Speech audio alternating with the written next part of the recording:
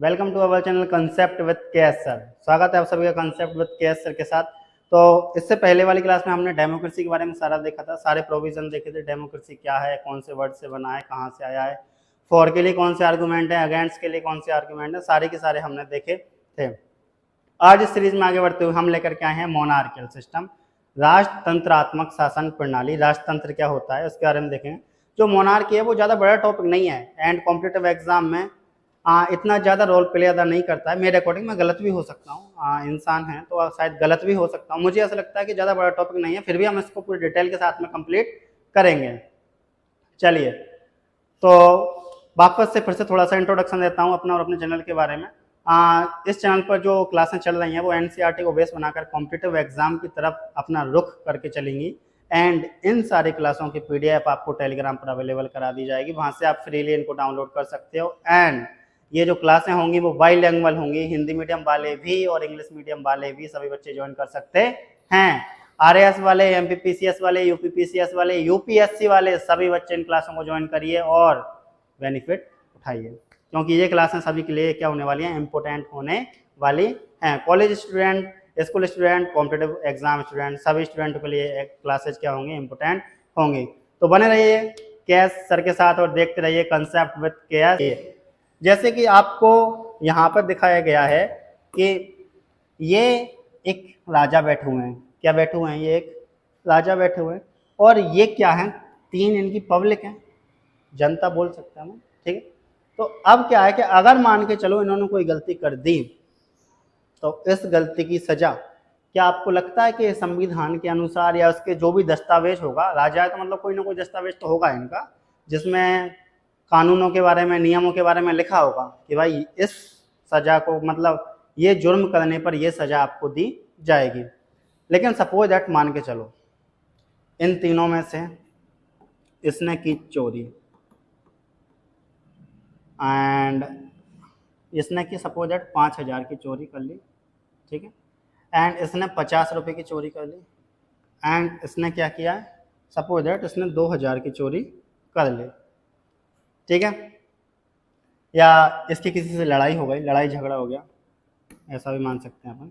तो अब देखिए, तो आपको क्या लगता है कि राजा 500 रुपये की जो चोरी की है उसके लिए अलग से सजा देखेगा एंड 2,000 रुपये की, सॉरी 5,000 की जिसने चोरी की है तो उसके लिए अलग सजा प्रावधान रखेगा, 2,000 की जिसने चोरी की है उसके लिए अलग सजा का प्रावधान या प्रोविजन रखेगा और 50 रुपये की चोरी करने वाले के लिए अलग सजा का प्रोविजन रखेगा। होता तो यही, होना भी यही चाहिए, और लड़ाई करने वाले के लिए अलग सजा का प्रोविजन होना चाहिए। राजा को ऐसा करना चाहिए। बट सपोज दैट कि राजा जिस टाइम पर खाना खा रहा हो या युद्ध में से आया हो या विश्राम गृह में हो या कुछ भी कर रहा हो, सपोज दैट पर मतलब बिजी हो, ठीक है, अपने काम में व्यस्त हो, और उसी टाइम पर मंत्री आकर के कहें, राज दरबार आकर के कहे कि राजा साहब अपने शासनकाल में, आपके शासनकाल में 3 ऐसे पब्लिक, ऐसी जनता निकली, पूरी जनता में से 3 कैंडिडेट ऐसे निकले हैं जिन्होंने चोरी की है।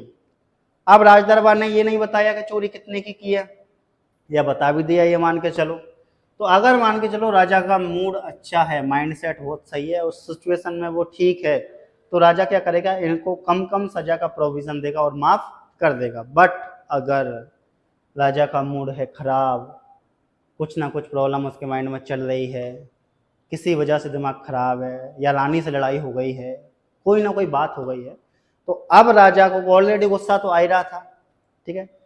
अब जैसे ही राज दरबार आया और उसने कहा कि भाई कैंडिडेट 3 ऐसे हैं जिन्होंने क्या किया है, हमारे शासनकाल में चोरी की है, एक ने लड़ाई की है, तो क्या आपको लगता है राजा मंत्रीगण से कहेगा कि बताओ मंत्रीगण इसकी सजा क्या हुई? नहीं, राजा तुरंत फैसला कर देगा वहीं की वहीं, उसके माइंडसेट के अकॉर्डिंग। उसका माइंडसेट जितना खराब, सजा का प्रोविजन उतना ज़्यादा, और अगर माइंडसेट सबसे ज़्यादा खराब तो राजा बोल देगा लटका दो सूली पर, फिर लटका दिया जाएगा। तो मोनार्की में अधिकतर चीज़ें क्या है, बहुत अनसिक्योर है। यहाँ पे पब्लिक क्या है, अनसिक्योरिटी फील ज़्यादा करती है मोनार्की सिस्टम में। खैर ये स्टोरी के रूप में बताया था, इसका और कोई उद्देश्य नहीं था। आगे चलते हैं कंटेंट पर। देखिए अब आता है हमारा मोनार्की सिस्टम। देखिए मोनार्की, राजतंत्र, बोला गया है कि देश या समाज पर राजा या रानी का शासन होगा। तो द कंट्री और society which is ruled by a king और क्वीन, बोला गया है कि या तो देश या समाज या कोई सिटी पर भी जब राजा या रानी का शासन होता है तो उसे क्या बोलते हैं, मोनार्की सिस्टम कहा जाता है। आगे देखिए, शक्ति का साधन राजा या रानी होते हैं। द किंग और queen is the source of power, तो सोर्स ऑफ पावर कौन होंगे, या तो किंग होगा या क्वीन होगी या उनकी कोई फैमिली मेंबर हो सकते हैं जो वंशानुगत वंश के आधार पर चली आ रही है। पर अपन ने डेमोक्रेसी में देखा था वहां पे सोर्स ऑफ पावर क्या था, कॉमन पीपुल, वहां पे क्या था source of power, common people. लेकिन यहाँ पे सोर्स ऑफ पावर क्या है, या तो किंग होगा या क्वीन होगी। ठीक है, आगे currently there are 43 sovereign state in the world as of 2023, वर्तमान समय में पूरी दुनिया में 43 सॉवरेन स्टेट, संप्रभु राष्ट्र हैं। 43 कितने हैं, संप्रभु राष्ट्र हैं।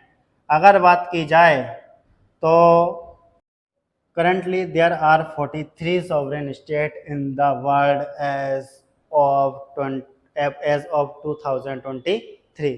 तो बोला गया है कि अगर करंटली वर्तमान में अगर बात करें तो एज ऑफ 2023 2023 तक दुनिया में 43 सॉवरेन स्टेट हैं जिनका जो राज्य प्रमुख होता है वो राजा होता है, राजा ही सारे डिसीजन लेता है। देखिए, तो बोला गया है कि मोनार्कियल कंट्री, राजतंत्रात्मक देश 13 कंट्री तो जो हैं, 13 देश जो हैं वो एशिया में हैं, 3 अफ्रीका में हैं एंड 12 यूरोप में है, 9 अमेरिका में है एंड 6 कहाँ पर हैं, 6 हैं ओशिनिया में। 6 कंट्री कहाँ पर हैं, ओशिनिया में हैं। तो ये राजतंत्रात्मक मोनार्कियल कंट्री के एग्जाम्पल हैं। ठीक है, आगे चलते हैं। अगर आगे बात करें तो देखिए सम कंट्रीज एग्जाम्पल, यहाँ पे कुछ स्पेसिफिक कंट्रियों की बात की गई है। यहाँ पे जो बात की गई थी वो हमने कॉन्टिनेंट के अकॉर्डिंग बात की थी कि भाई 7 कॉन्टिनेंटों में से किस किस कॉन्टिनेंट में कितनी कितनी कंट्रियाँ ऐसी हैं। अब थोड़े बहुत कंट्री के एग्जाम्पल भी देख लेते हैं। ओमान, बेल्जियम, भूटान, इन कंट्रियों में भी क्या है, मोनार्कियल सिस्टम है।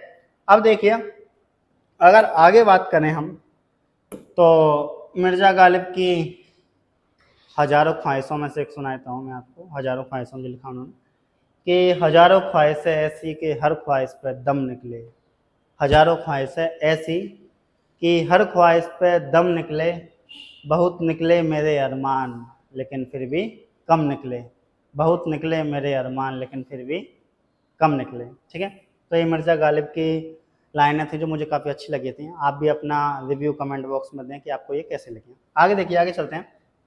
तो अगर आगे बात करें तो मोनार्की के बारे में थोड़ा बताया गया है यहाँ पर। A system of government where power belong to a ruling family. सरकार ये क्या है, एक सिस्टम है गवर्नमेंट का। क्या है, एक सिस्टम है गवर्नमेंट का जिसमें जो पावर होगी, जिसमें जो पावर होगी वो कहाँ से आएगी, रूलिंग फैमिली से आएगी। कहाँ से आएगी भाई, रूलिंग फैमिली से आएगी। मतलब जो राजशाही परिवार है वहाँ से आएगी। ठीक है, आगे देखिए। Power is obtained by heredity, birth right. Obtained प्राप्त करना, हेरिडिटी वंशानुगत, बर्थ राइट जन्म के आधार पर जो अधिकार मिलते हैं वो वाले। देखिए, तो पावर इज ऑब्टेन्ड, ये जो पावर है प्राप्त होती है बाय हेरिडिटी, वंशानुगत प्राप्त होती है, वंश के आधार पर प्राप्त होती है। इनको जो पावर है, राजा बनाया नहीं जाता।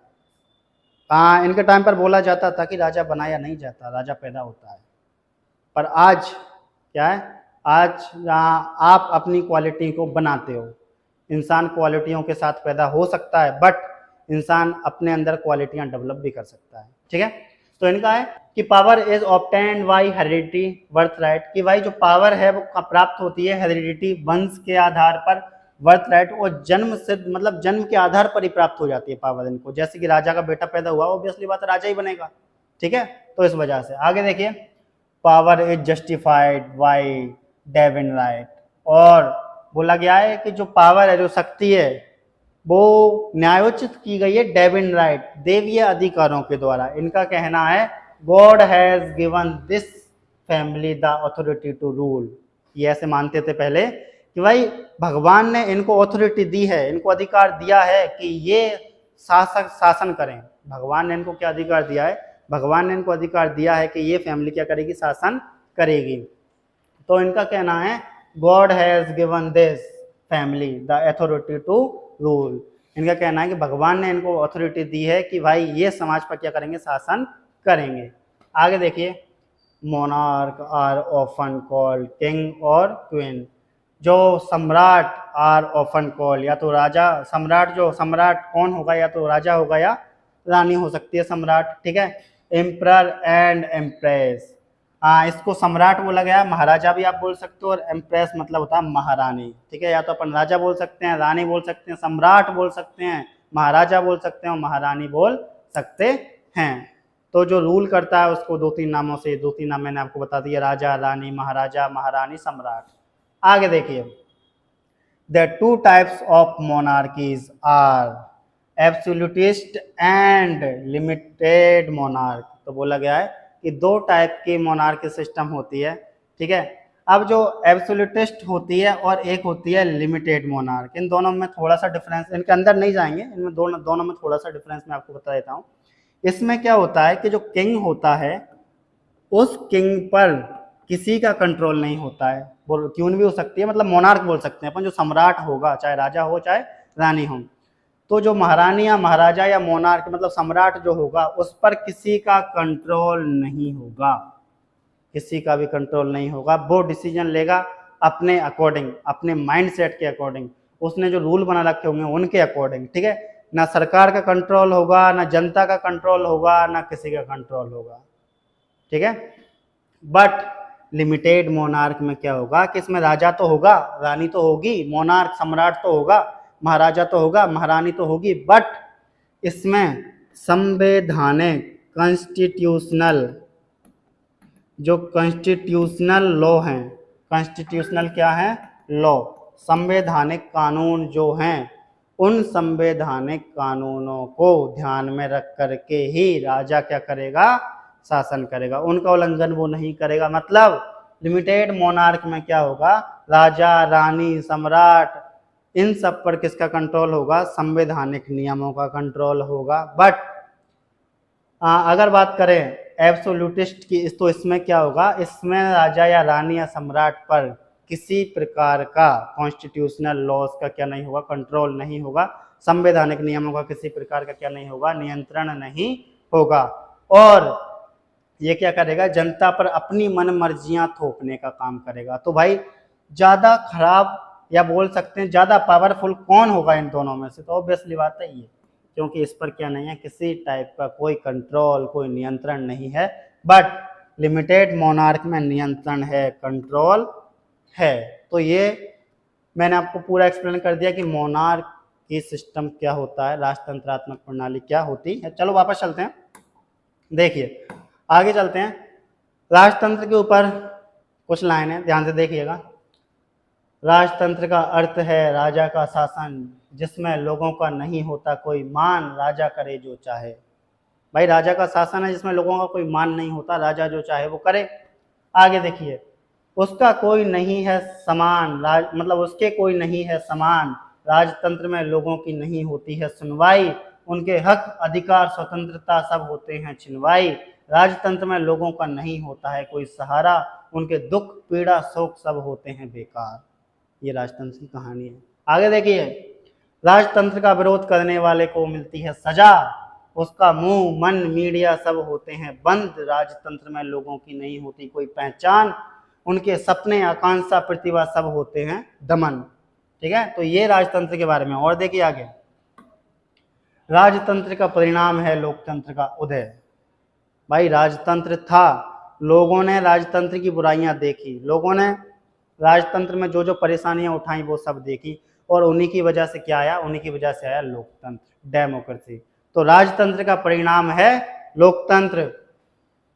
लोगों का होता है पूर्ण सम्मान, लोकतंत्र में लोगों की होती है सुनी, उनके हक अधिकार स्वतंत्रता सब होते हैं पूरी, लोकतंत्र में लोगों का होता है प्रमुख स्थान, राजनीति समाज साहित्य कला में होती है उनकी महान। तो बोला गया है कि लोकतंत्र में क्या होता है? राजनीति साहित्य कला में लोगों का सम्मान होता है, उनकी सुनवाई होती है, उनके हक अधिकारों की सुनवाई होती है। तो अगर कोई पूछे कि लोकतंत्र क्या है तो बोल देना है राजतंत्र का परिणाम है लोकतंत्र, और लोकतंत्र में लोगों की राजनीतिक, कला, साहित्य और इन सब में क्या होती है, इन सब में सम्मान उनको मिलता है, उनको महानता इनमें दी जाती है और उनके हक, अधिकार, स्वतंत्रता सब पूरे होते हैं लोकतंत्र में। आगे देखिए, लोकतंत्र की रक्षा करने वाले को मिलता है सम्मान, उनका मुंह, मन, मीडिया सब होते हैं स्वतंत्र। लोकतंत्र में लोगों की होती है पहल, समस्याओं का समाधान, सुधार, प्रगति में होती है उनकी भूमिका। तो ये हमने देखा